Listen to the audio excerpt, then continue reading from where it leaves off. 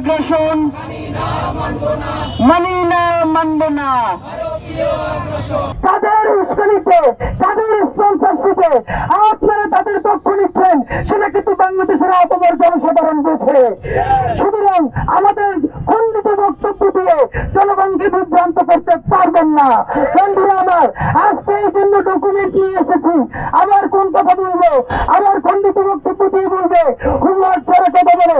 আপনাদেরকে শুধু সাম্প্রতিক ঘটনার সবার শেষে বলবো, তার আগে গত 2-4 বছরে শুধু ভারতে কি পরিমাণ সাম্প্রদায়িক দাঙ্গা হয়েছে, এইটা আপনাদেরকে শুধু একটা আন্তর্জাতিক মিডিয়ার হেডলাইন করে শোনাতে চাই।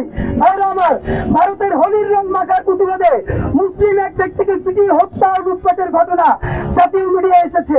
বিবিসি বলেছে, আপনাদেরকে জানাতে চাই, গতকালকে বলেছে, আজকে দুপুরের খবর, যে ভারতের নাগপুরে কারফিউ জারি করা হয়েছে, কারণ আর সম্রাট আওরঙ্গজেবের কবর তারা উচ্ছেদ করতে চায়।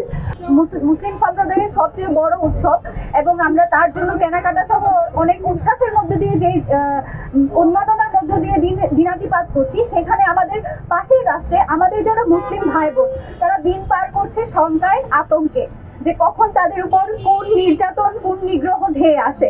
আপনারা দেখেছেন গত কয়েকদিনে হোলির নামে তারা কিভাবে মুসলিমদের উপর নির্যাতন চালিয়েছে, মুসলিমদের যেসব মসজিদ রয়েছে সেসব ঢেকে দিয়েছে এবং শুধুমাত্র তারা করছে বলে, তারা ষড়যন্ত্র করছে বলে 1000-এর বেশি মুসলিমকে তারা আটক করেছে।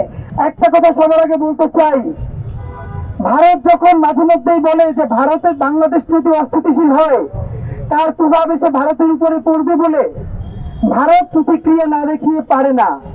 ঠিক একই কারণে বাংলাদেশ থেকে দাঁড়িয়ে বলছি, ভারত যদি তার মাইনরিটির নিরাপত্তা দিতে না পারে, কুকিচিন নারীদেরকে তারা বিভৎস করিয়ে তার মাঠে ময়দানে ঘুরিয়ে হত্যা করে, যেই কুকিচিন নারীদেরকে ধর্ষণ করা হয়েছে, তার প্রতিবাদে তার বাবা মা প্রতিবাদ করার কারণে বাবা মাকে হত্যা করা হয়েছে, সেই খ্রিস্টান কুকিচিন নারীদেরকে নিরাপদ করতে না পারলে এই ভারতের মেয়াদ আজীবনে যেরকম থাকবে এর কোনো গ্যারান্টি দেওয়া যায় না।